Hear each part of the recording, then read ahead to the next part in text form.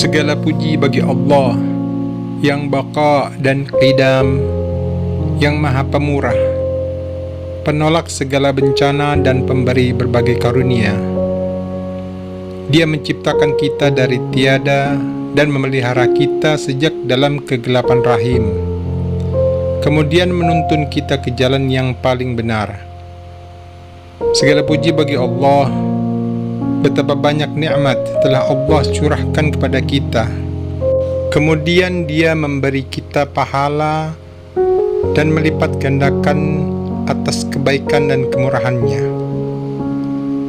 Dan betapa banyak noda dan aib kita telah disembunyikan dan dirahasiakannya. Sesungguhnya pujian yang kusampaikan ini adalah nikmat terbesar yang Dia berikan kepadaku. Aku bersaksi bahwa tiada Tuhan kecuali Allah yang Maha Esa dan tiada sekutu baginya. Kesaksian yang akan membentengiku dari kesulitan di padang mahsyar nanti. Dan aku juga bersaksi bahwa Sayyiduna Muhammad adalah hamba dan rasulnya, manusia yang paling utama dalam memikul risalah dan segenap bebannya. Saudaraku rahimakumullah, ketahuilah bahwa sesungguhnya bencana yang dahsyat, perbuatan yang paling buruk, dan aib yang paling nista adalah kurangnya perhatian masyarakat pada sholat 5 waktu, sholat Jumat, dan sholat berjamaah. Padahal semua ini adalah ibadah-ibadah yang dengannya Allah meninggikan derajat dan menghapus dosa-dosa maksiat. Salat adalah cara ibadah seluruh penghuni bumi dan langit. Orang yang meninggalkan salat karena urusan dunia akan celaka nasibnya, berat siksanya, merugi perdagangannya, besar musibahnya, dan panjang penyesalannya. Dia dibenci oleh Allah, mati dalam keadaan tidak Islam, tinggal di neraka jahim, dilaknat oleh Allah, dan terusir dari bumi dan langit. Ia melelahkan malaikat pencatat keburukan. Kuburnya menjadi sempit. Ia dilaknat dan dicaci maki oleh rumahnya. Pakaiannya yang menempel di tubuhnya berkata kepadanya, "Wahai musuh Allah, andaikan Allah tidak menundukkan aku untukmu, aku tidak akan sudi menempel di tubuhmu. Kamu memakan rezeki Allah, tetapi melalaikan kewajiban-kewajiban yang telah ditetapkannya." Saudaraku rahimakumullah, perhatikanlah siksa Allah kepada orang yang meninggalkan sholat, baik semasa hidup maupun setelah meninggal. Sesungguhnya Allah merahmati yang mendengarkan nasihat, kemudian memperhatikan dan mengamalkannya. Abu Hurairah radhiyallahu anhu meriwayatkan, setelah Isya, aku bersama Umar bin Khattab radhiyallahu anhu pergi ke rumah Abu Bakar As-Siddiq radhiyallahu anhu untuk suatu keperluan. Sewaktu melewati pintu rumah Rasulullah sallallahu alaihi wasallam, kami mendengar suara rintihan. Kami pun terhenyak, lalu berhenti sejenak.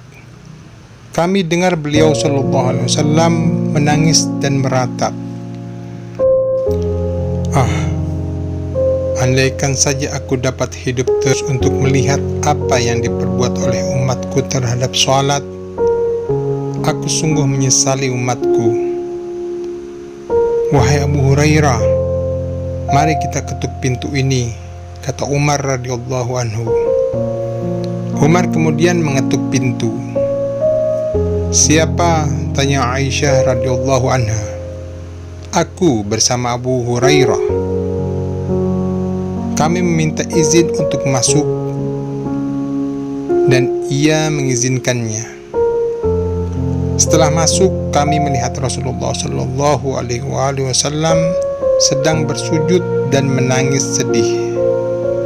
Beliau berkata dalam sujudnya, "Duhai Tuhanku, Engkau adalah waliku bagi umatku. Maka perlakukanlah mereka sesuai sifat-Mu yang Maha Pengasih.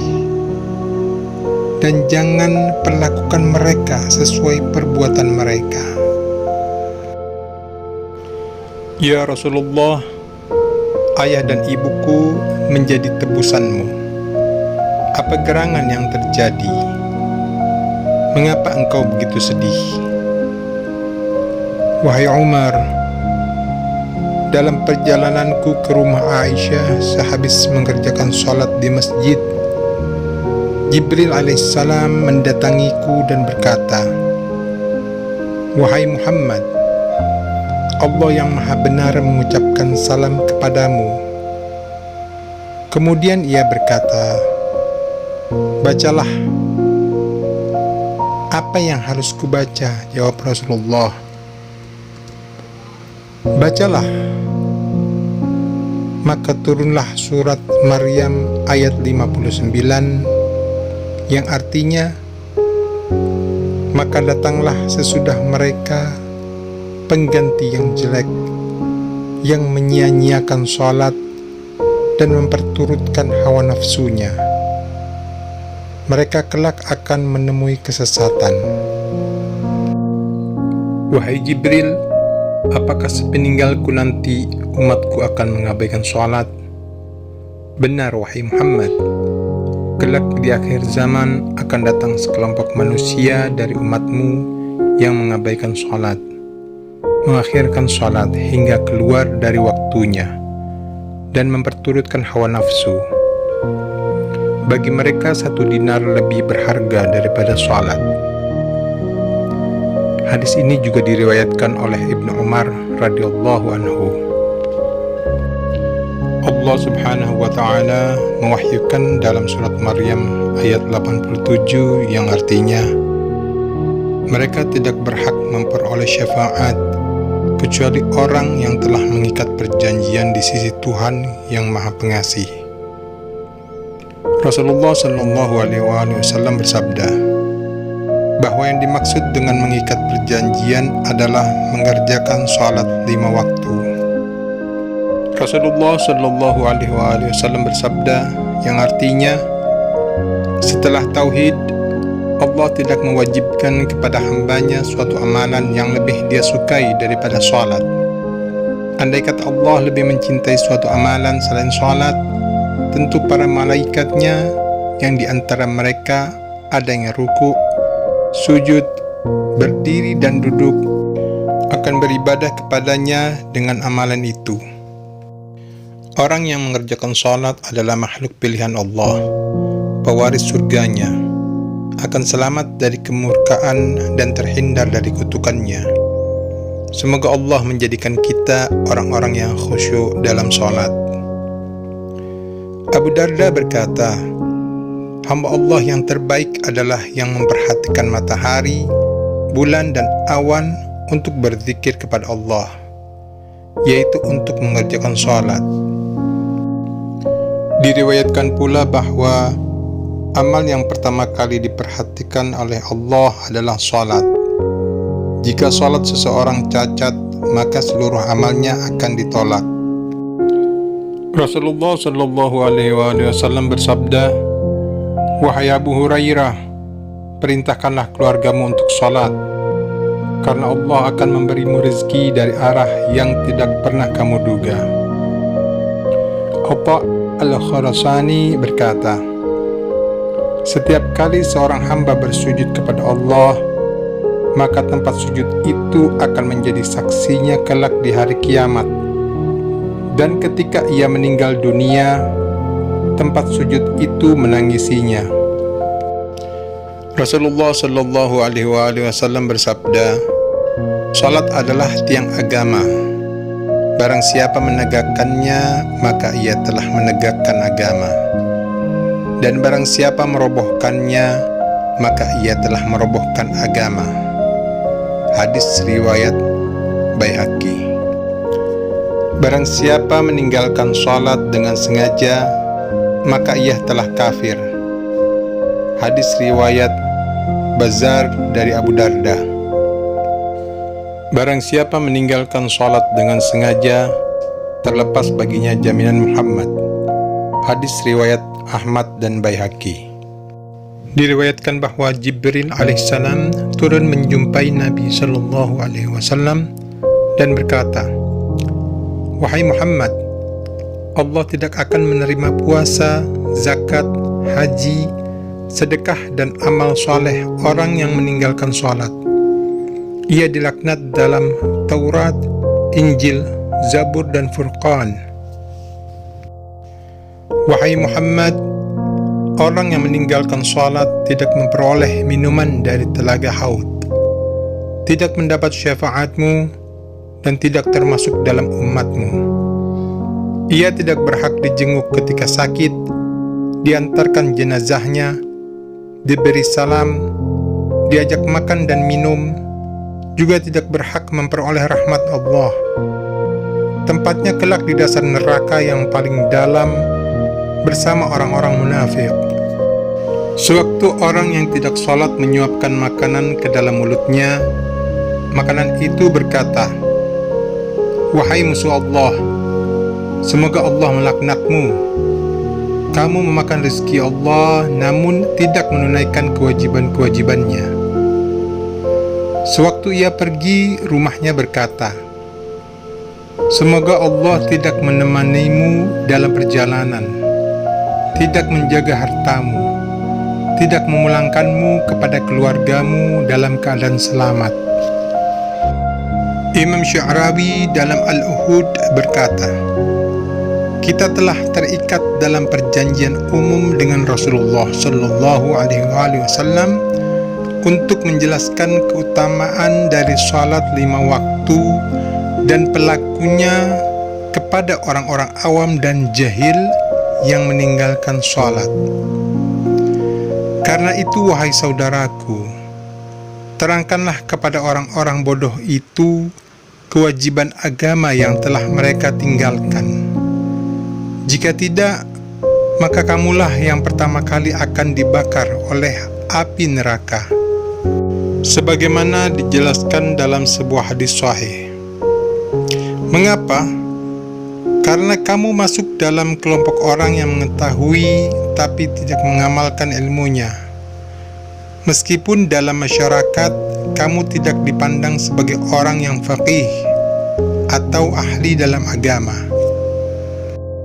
Saudaraku, ketahuilah bahwa sebagaimana bencana itu diturunkan ke setiap tempat yang penghuninya meninggalkan sholat, maka bencana itu akan diangkat juga dari setiap tempat yang penghuninya mengerjakan sholat. Saudaraku, janganlah sekali-sekali kalian menganggap mustahil terjadi bencana seperti gempa bumi dan musnahnya suatu daerah yang penghuninya meninggalkan sholat. Jangan pula kalian berkata, "Kami telah mengerjakan sholat, maka kami tidak akan terkena musibah yang menimpa mereka yang meninggalkan sholat." Sesungguhnya jika bencana diturunkan ke suatu negeri, ia akan menimpa semua penduduknya yang saleh maupun yang durhaka. Sebab penduduk yang saleh tidak menyeru kepada kebaikan, tidak mencegah kemungkaran, dan tidak memutuskan hubungan dengan orang durhaka. Sesungguhnya Allah Maha menyaksikan segala sesuatu. Diriwayatkan bahwa pada suatu hari Rasulullah Shallallahu Alaihi Wasallam berkata kepada para sahabatnya, "Katakanlah, ya Allah, janganlah Engkau jadikan seorang pun di antara kami celaka dan diharamkan dari kebaikan." Kemudian beliau Rasulullah Shallallahu Alaihi Wasallam bertanya, "Tahukah kalian siapa orang yang celaka dan diharamkan bagi kebaikan?" "Siapa ya Rasulullah?" tanya para sahabat. orang yang meninggalkan sholat? Jawab Rasulullah. Abu Ya'la meriwayatkan dari Mus'ab bin Sa'ad dengan sanad hasan. Beliau berkata, "Wahai ayahku, aku mendapati wahyu Allah Subhanahu wa ta'ala dalam surat Al-Ma'un ayat 5 dikatakan, yaitu orang-orang yang lalai dari sholatnya. Siapakah manusia yang bisa benar-benar khusyuk? Siapakah manusia yang mampu tidak berbicara dalam hati waktu sholat? Bukan begitu, wahai anakku. Yang dimaksud ayat itu adalah orang yang menunda-nunda sholat hingga keluar dari waktunya. Jelas sang ayah." Al-Amiri dalam kitabnya Bahja, setelah menyebutkan tata cara salat khauf, ia menulis, salat khauf ini merupakan dalil paling kuat yang menjelaskan bahwa tidak ada keringanan untuk meninggalkan atau merubah waktu salat dari yang telah ditentukan. Sebab jika boleh, tentu para mujahid yang memerangi musuh-musuh Islam bersama Rasulullah SAW lebih berhak melakukannya. Karena alasan inilah maka sholat berbeda dengan semua ibadah lainnya. Diriwayatkan bahwa Nabi SAW bersabda, "Barang siapa memelihara sholat, Allah akan memuliakannya dengan 5 hal, yaitu 1. Dihindarkan dari kesempitan hidup. 2. Diselamatkan dari siksa kubur. 3. Dikaruniai kemampuan untuk menerima kitab catatan amal dengan tangan kanan. 4. Dapat melewati jembatan Sirat dengan sangat cepat. Dan kelima, dimasukkan ke dalam surga tanpa hisab.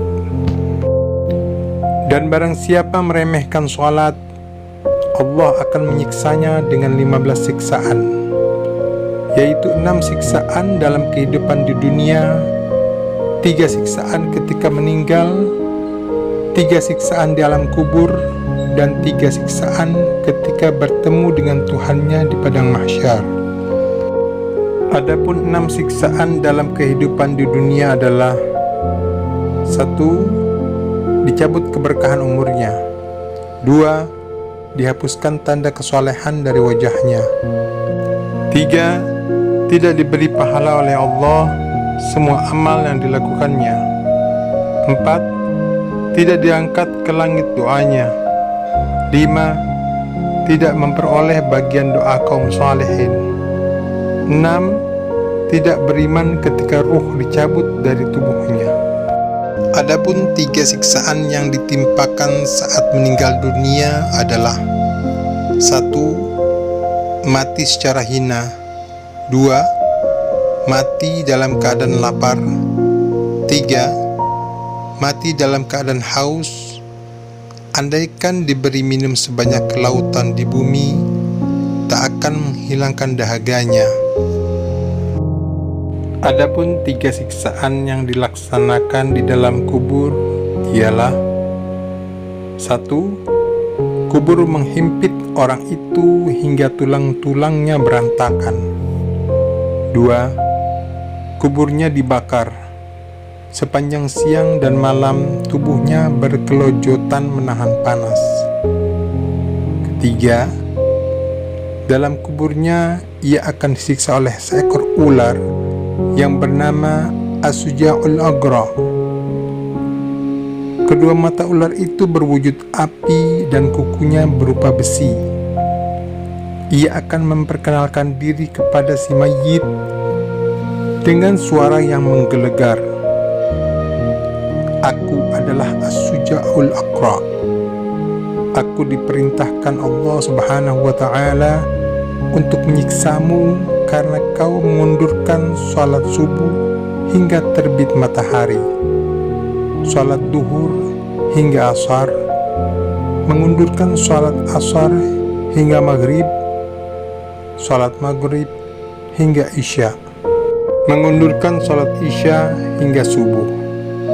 Setiap kali ular itu memukul tubuh si mayit, melesak 70 hasta ke dalam bumi. Ia disiksa di dalam kuburnya hingga hari kiamat. Di hari kiamat nanti pada wajahnya akan tertulis 3 baris kalimat. Kalimat pertama berbunyi, "Wahai orang yang mengabaikan hak-hak Allah." Baris kedua, "Wahai orang yang dikhususkan untuk menerima siksa Allah." Baris ketiga, "Di dunia kau telah mengabaikan hak-hak Allah, maka hari ini berputus asalah kamu dari rahmat-Nya." Adapun 3 siksaan yang dilakukan ketika bertemu dengan Tuhannya adalah: 1. Ketika langit terbelah, malaikat menemuinya dengan membawa rantai sepanjang 70 hasta untuk mengikat lehernya, kemudian memasukkan ujung rantai itu ke dalam mulut dan mengeluarkannya dari duburnya. Malaikat berkata, "Inilah balasan bagi orang yang mengabaikan kewajiban-kewajiban yang telah ditetapkan Allah." Ibnu Abbas radhiyallahu anhu berkata, andai kata satu mata rantai itu jatuh ke dunia, niscaya cukup untuk membakarnya. 2. Allah tidak memandangnya. 3. Allah tidak mensucikannya, dan ia memperoleh siksa yang amat pedih. Oleh karena itu, wahai saudaraku, semoga Allah merahmatimu. Jika muadzin menyerukan azan, bersegeralah untuk mentaati Allah yang Maha Pengasih. Waspadalah jangan sampai syaitan melalaikan dan membuatmu malas dan menunda-nunda sholat, karena sesungguhnya perbuatan itu akan menjadikanmu hina dan merugi. Abu Hurairah radhiyallahu anhu berkata, memenuhi telinga anak cucu Adam dengan cairan timah panas lebih baik daripada jika ia mendengar azan namun tidak menjawab panggilannya. Rasulullah Shallallahu Alaihi Wasallam bersabda tentang tafsir wahyu Allah Subhanahu Wa Taala dalam surat Al-Imran ayat 133, dan bersegeralah menuju ampunan Tuhanmu. Ampunan yang dimaksud adalah takbiratul ihram makmum yang diucapkan segera setelah takbiratul ihram imam. Ketahuilah wahai saudaraku, sesungguhnya kalian wajib memerintahkan istri dan anak-anak kalian untuk menunaikan dan memelihara sholat, karena anggota keluarga kalian adalah amanah yang dititipkan Allah kepada kalian. Barang siapa tidak memerintahkan dan mengajar istrinya mengerjakan sholat, maka ia telah mengkhianati Allah dan Rasul-Nya. Ia termasuk kelompok orang celaka yang disebutkan dalam sabda Rasulullah SAW tentang 5 orang yang dimurkai Allah. Salah satu di antara orang yang dimurkai Allah adalah orang yang tidak memerintahkan istri dan anak-anaknya untuk mengerjakan sholat. Kebaikan apa yang bisa diharapkan oleh wanita yang tidak menjalankan agamanya, atau suami yang tidak memerintahkan istri, anak-anaknya, dan saudara-saudaranya untuk mengerjakan sholat? Oleh karena itu, saudaraku rahimakumullah, jangan kalian menganggap enteng masalah ini. Demi Allah, hanya orang-orang yang tidak mendapatkan kebaikan agama dan pantas memperoleh siksa sajalah yang meremehkan masalah ini. Saudaraku rahimakumullah, ketahuilah, karena pahala sholat yang sangat besar dan siksa bagi orang yang meninggalkannya amatlah pedih, maka nafsu merasa berat untuk mengerjakannya. Allah Subhanahu wa Ta'ala mewahyukan dalam surat Al-Baqarah ayat 45, dan jadikanlah sabar dan sholat sebagai penolongmu, dan sesungguhnya yang demikian itu berat kecuali bagi orang-orang yang khusyuk. Juga Allah Subhanahu wa Ta'ala mewahyukan dalam surat At-Taha ayat 132, perintahkanlah keluargamu untuk mendirikan sholat, bersabarlah kamu dalam mengerjakannya. Tingkat kesabaran orang awam adalah terletak pada kesediaannya untuk bersuci dan melaksanakan sholat pada waktunya. Perbuatan ini menjanjikan pahala yang besar dan kebaikan yang amat banyak. Rasulullah Shallallahu Alaihi Wasallam ketika ditanya mengenai amal yang paling utama, beliau menjawab, salat pada waktunya. Hadis riwayat Ahmad dan Ibnu Hibban.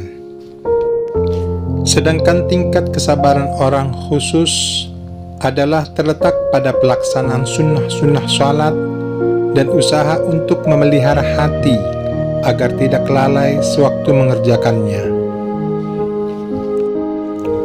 Semoga Allah selalu melimpahkan rahmat-Nya kepada orang yang bersegera mengerjakan ketaatan dan melazimkan diri untuk sholat berjamaah. Sebab sholat adalah keuntungan yang tidak ternilai dan merupakan peringkat kesuksesan yang paling tinggi. Semoga bermanfaat.